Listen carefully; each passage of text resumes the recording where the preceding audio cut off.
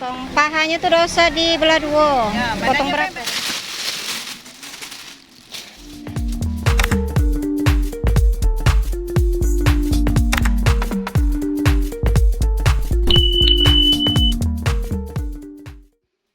Halo, assalamualaikum warahmatullahi wabarakatuh. Masya Allah, tabarakallah, alhamdulillah ya, kita berjumpa lagi di channel YouTube Fitriyanti.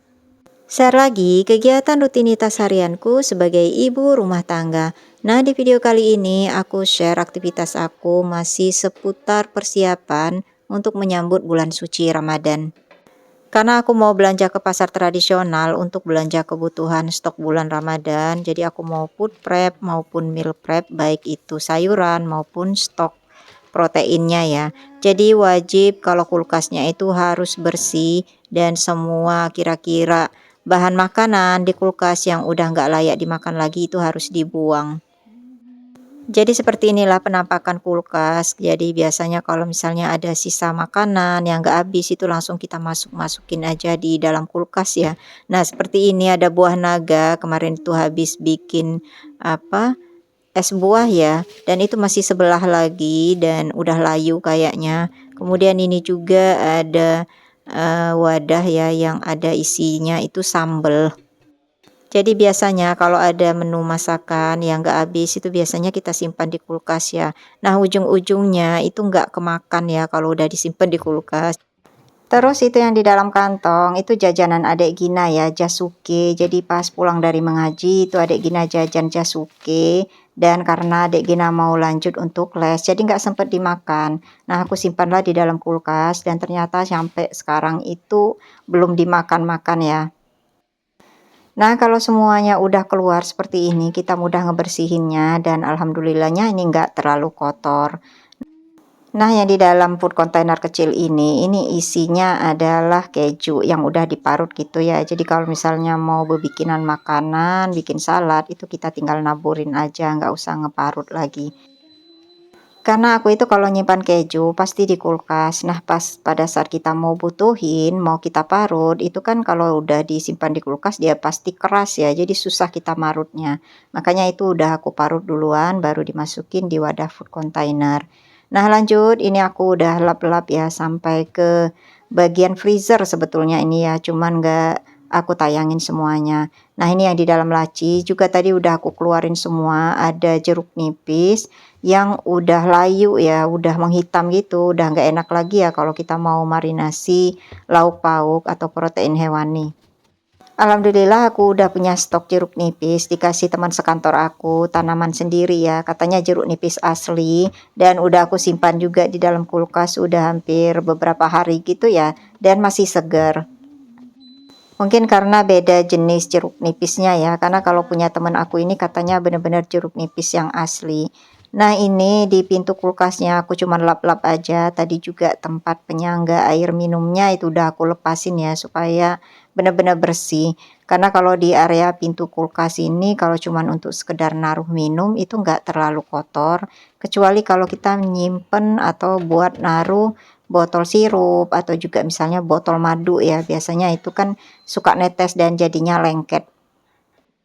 Oke lanjut, nah di pintu kulkas yang sebelahnya lagi ini sama ya, ini aku lepasin, kemudian aku lap, dan ini aku pasang lagi dan udah bersih. Nah kalau ini itu tempat naruh madu sama naruh sirup, makanya itu kotor banget tadinya. Oke lanjut, nah ini ke area pintunya juga tetap harus dilap-lap ya, walaupun kulkasnya ini udah di stikerin, tapi tetaplah ya ada kotornya juga. Karena kalau kita buka pintu kulkas, biasanya tangan kita itu dalam keadaan basah ya, karena kan kita beraktivitas di dapur. Nah ini untuk laci-laci tempat menyimpan sayuran dan buah-buahan di kulkas, udah aku keluarkan semua tadinya, kemudian udah dicuci bersih juga, dan karena ini lama banget untuk nunggu keringnya, jadi aku bantu dilap dengan tisu. Untuk food container model laci untuk di kulkas seperti ini memudahkan banget kita untuk mengambil sayur-sayuran ya, jadi nggak ribet gitu, dan kemudian karena transparan itu bisa kelihatan. Biasanya aku untuk naruh sayur-sayuran ya yang kayak direbus, yang kira-kira awet lah untuk beberapa hari ya tanpa harus tertutup rapat. Kayak misalnya labu siam, wortel, kentang, pokoknya aman untuk ditaruh di model food container laci seperti ini.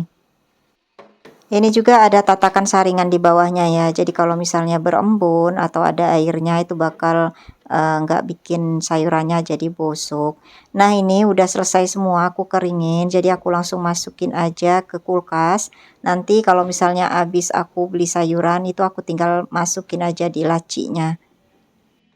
Cuma kemarin aku beli food containernya ini cuman 3 ya, kemudian nah yang satu di bawah aku taruh ini food container aku beli lagi sebelumnya, modelnya itu bertutup bukan model laci.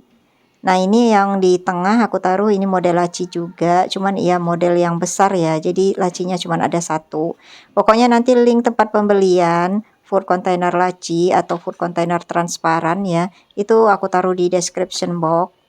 Siapa tahu ada yang mau samaan ya. Oke lanjut, nah ini minuman-minuman, kemudian juga ada santan kara, aku taruh di wadah storage ini ya. Cuma ini tadi aku masih sempat bingung untuk menatanya, jadi aku gabunglah antara santan sama susu, kemudian sama Yakult ini ya. Dan akhirnya aku berubah pikiran karena ini khusus untuk santan aja sama untuk sosis aja ya. Nanti aku mau taruh storage-nya ini di bagian atas kulkas. Untuk khusus minum-minuman kayak Yakult, susu, kemudian yogurt itu nanti bakal aku taruh di storage transparan ya yang panjang ini. Jadi biar mudah ngambilnya, pokoknya jadi satu ya untuk minuman, kemudian untuk kebutuhan masak itu aku pisahkan aja wadahnya. Nah ini semua itu adalah hasil belanja bulanan aku kemarin ya. Kemudian kemarin juga aku udah sempet share video bongkar belanjaan sama menata ke tempatnya. Cuman pas bagian minuman sama persosisan ini itu belum aku tayangin. Jadi baru aku tayangin sekarang. Nah alhamdulillah untuk persosisan kemudian sama santan udah cukup ya tempatnya di sini. Jadi ini mau aku taruh langsung di chiller di bagian paling atas. Karena di laci bagian paling atas ini jarang banget ya aku gunakan buat naruh bahan makanan di kulkas, karena mungkin karena terlalu tinggi, terus juga jarang full kulkasnya. Oke lanjut, nah untuk susu ultra ini aku taruh di pintu kulkas karena kan ini tinggi dan ini aku gabung dengan botol madu sama botol sirup. Jadi botol di sebelah sirup ini itu isinya madu ya, walaupun botolnya sama-sama botol sirup. Nah lanjut, ini aku susunin untuk minuman tadi ya, di wadah transparan ini, beserta ini ada yogurt juga, belanjaan di awal Maret juga, cuman nggak barengan ya sama pas aku belanja di mall kemarin. Biasanya aku jadiin campuran buat bikin salad untuk yogurtnya ini. Nah kadang juga pakai yogurt yang botol besar ya, atau juga yogurt yang kental ya, kalau ini kan yang cairnya. Terus juga itu ada satu kantong cimori kakak gali ya, sisa dari belanja bulanan kemarin ya, masih ada satu. Jadi mungkin kakak gali nggak ngeliat ya kalau masih sisa satu, makanya itu ketinggalan belum habis. Nah ini aku masukin aja di laci bagian bawah biar anak-anak mudah yang ngambil kalau mau susu. Nah sementara untuk nata de coco itu belum aku masukin ke wadah food container, jadi aku taruh aja di laci bagian paling atas. Oke baiklah, nah untuk mentega atau margarinnya aku kan suka nyimpennya di kulkas ya, tadinya itu masih dalam kantong ini, jadi pas mau digunain itu baru aku keluarin gitu. Tapi karena kalau ditaruh di kulkas kan itu suka mengeras ya, agak sedikit beku, jadi bagusnya memang kita simpan di wadah food container seperti ini.